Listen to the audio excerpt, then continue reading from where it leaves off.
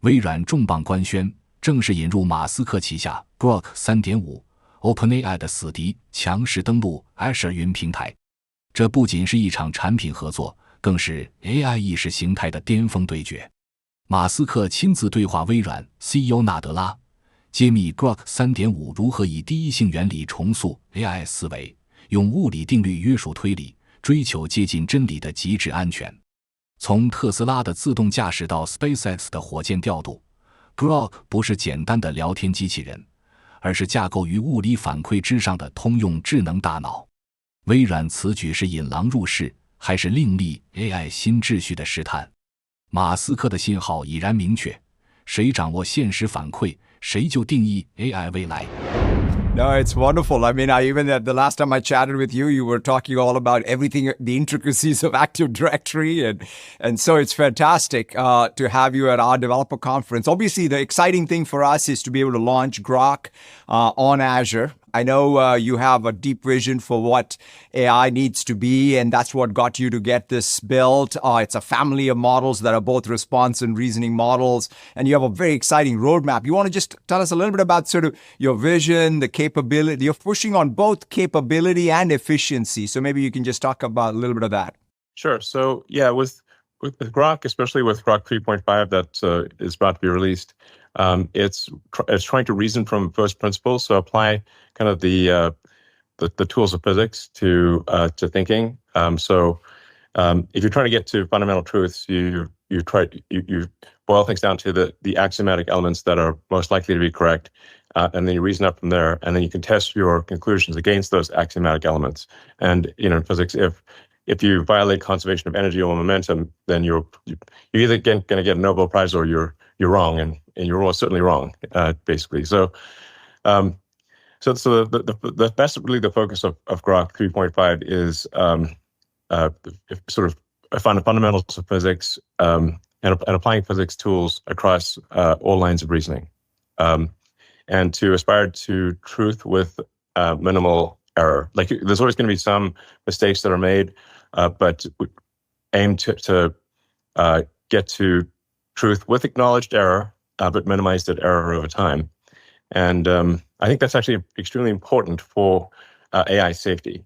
So I've thought for a long time about AI safety, and my ultimate conclusion is the old maxim that honesty is the best policy.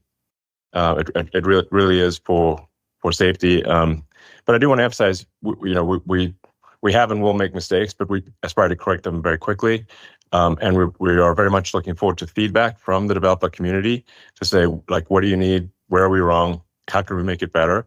And to have Grok be something that the developer community is very excited to use, and where they can feel that their feedback is being heard, and Grok is improving and serving their needs.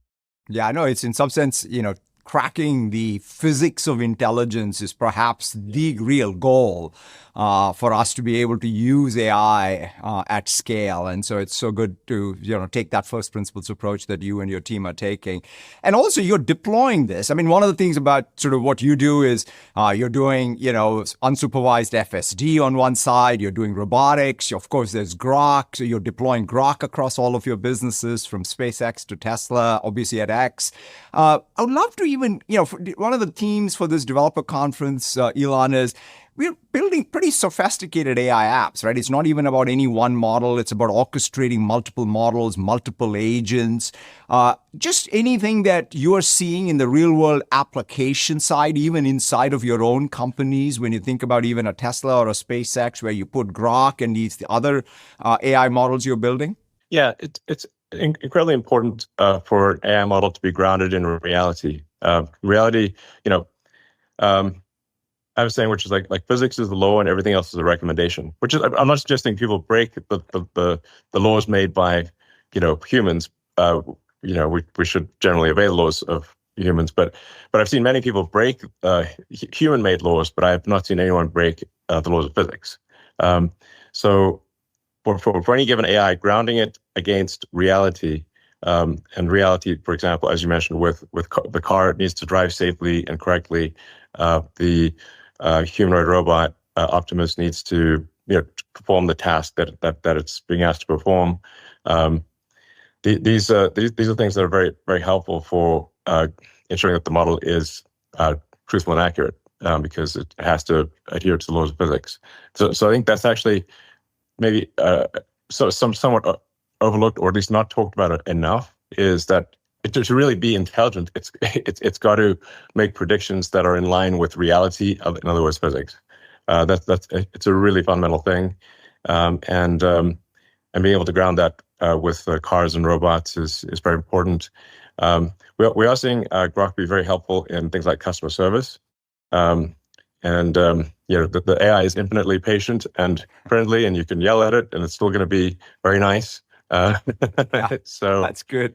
Yeah, and so I think in terms of improving the quality of customer service and sort of issue resolution, AI is already Grok is already doing quite a good job of that at SpaceX and Tesla, and we look forward to offering that to other companies.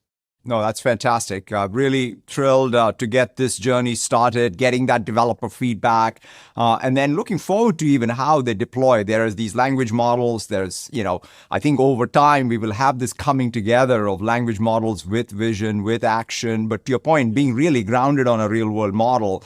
And that I think is ultimately the goal here. And so thank you so much, Elon, for briefly joining us today. And we're really excited about working with you and getting this into the developers' hands. Thank you very much. And I can't emphasize enough that we're looking for feedback from you, the developer audience.